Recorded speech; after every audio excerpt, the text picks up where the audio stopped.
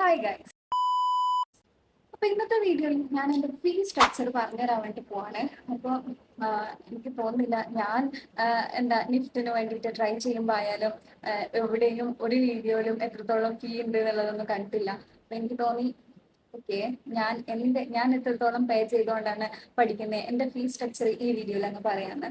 NEFT എന്ന് പറയുമ്പോൾ 2 level exam ഒക്കെ കഴിഞ്ഞ് വരുന്നതാണ്. അപ്പോൾ പലരുടെയും വിചാരം എക്സാം എഴുതി കയറുന്നതായതുകൊണ്ട് തന്നെ ഫീ ഒന്നും ഇല്ല എന്നുള്ളതാണ്. പക്ഷെങ്കിൽ അല്ല, നല്ല പോലെ ഫീ ഉണ്ട്.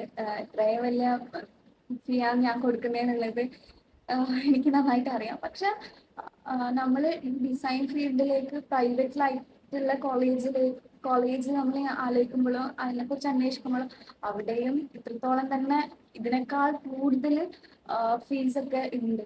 നമുക്ക് മനസ്സിലാവും. നമ്മുടെ കോച്ചിങ്ങിന്, എൻട്രൻസ് കോച്ചിങ്ങിന് കൂടെ ഉണ്ടായി ലിഫ്റ്റിലേക്ക് കിട്ടാത്തവരിൽ കുറച്ച് പേരൊക്കെ പ്രൈവറ്റിലായുള്ള കോളേജിലൊക്കെ പോയിട്ടുണ്ട്. അപ്പൊ അവരുടെ ഫീ കമ്പയർ ചെയ്യുമ്പോൾ നമ്മളത് കുറവാണ്. ഇത് കൂടെ നമ്മളെ നിഫ്റ്റിന്റെ ഫീ എന്ന് പറയുന്നത് അത്ര കുറവല്ലതാണ്. ഞാന് എന്താ എൻ്റെ ഫസ്റ്റ് സെമ്മില് ഞാൻ കൊടുത്തത് 1,74,000 ആണ്. ഈ 1,74,000 ഇൻക്ലൂഡ് ആവുന്നത് നമ്മുടെ അക്കാഡമിക് ആയിട്ടുള്ള കാര്യങ്ങളൊക്കെ ഉണ്ട്. ലൈബ്രറി ഫീ, പിന്നെ എന്താ രജിസ്ട്രേഷൻ ഫീ, പിന്നെ എക്സാം ഫീ, ഇതൊക്കെ ഇൻക്ലൂഡഡ് ആയിട്ടാണ് ഈ 1,74,700 റുപ്പീസ് വരുന്നത്. ഇത് കൂടാണ്ട് ഈ ബാക്കി വരുന്ന മെസ് ഫീ ആയാലും പിന്നെ ഹോസ്റ്റൽ ഫീ ആയാലും അതൊക്കെ സെപ്പറേറ്റഡ് ആണ്. നമ്മൾ കോളേജിൽ അടക്കുന്ന തുക മാത്രമാണ് ഞാൻ പറയുന്നത്. പിന്നെ സെക്കൻഡ് സെമസ്റ്ററിൽ ഞാൻ പേ ചെയ്തത് 1,36,000 ആണ്. ഇപ്പോൾ ഞാൻ എൻ്റെ ഫോർത്ത് സെമസ്റ്ററിലാണ് ഉള്ളത്.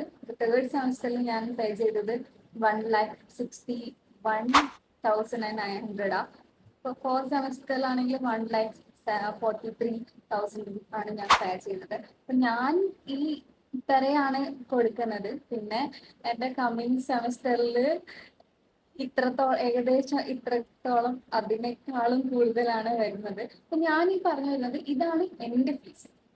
അപ്പോൾ ഇതേ ഫീസ് അല്ല ഇനി ഞാൻ കൊടുത്ത തേർഡ് സെമസ്റ്ററിലെ ഫീ ആയിരിക്കില്ല ഇനി വരുന്ന ഇയറിലെ തേർഡ് സെമസ്റ്ററിന്റെ ഫീ. അത് ഡിഫറെൻ്റ് ആയിരിക്കും. പക്ഷെ എന്താ എനിക്ക് തോന്നുന്നില്ല ഇതിലും കുറയുന്നുള്ളത്. ഇനി വരുന്ന ജൂനിയേഴ്സിനൊക്കെ ഈ ഒരു ഫീ കൂടുന്നല്ലാണ്ട് ഇതിൽ കുറയുന്ന എനിക്ക് അത്ര വലിയ ഹോപ്പില്ല.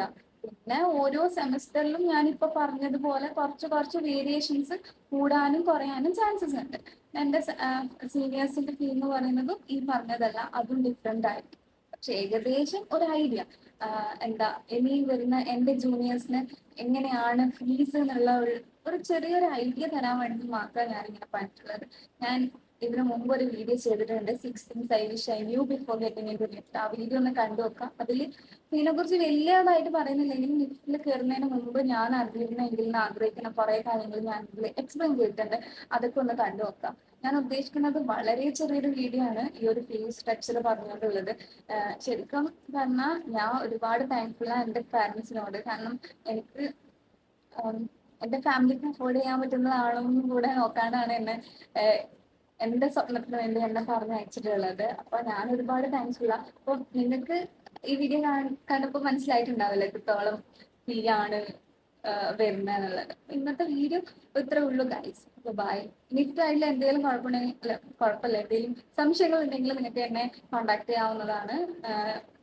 ഡിസ്ക്രിപ്ഷനിൽ എൻ്റെ ഇൻസ്റ്റാഗ്രാം ലിങ്ക് ഉണ്ട്, അല്ലെങ്കിൽ എൻ്റെ ചാനലിൽ എടുത്ത് നോക്കിയാൽ അവിടെയും എൻ്റെ ഇൻസ്റ്റാഗ്രാം ലിങ്ക് ഉണ്ട്. അതുവഴി ടെക്സ്റ്റ് ചെയ്യാം, ഞാൻ എന്തായാലും റിപ്ലൈ ചെയ്യുന്നതായിരിക്കും. പിന്നെ എന്തെങ്കിലും ഉണ്ടെങ്കിൽ കമന്റ് ബോക്സിലൂടെയും ചോദിക്കാവുന്നതാണ്. അപ്പൊ ബൈ ഗൈസ്.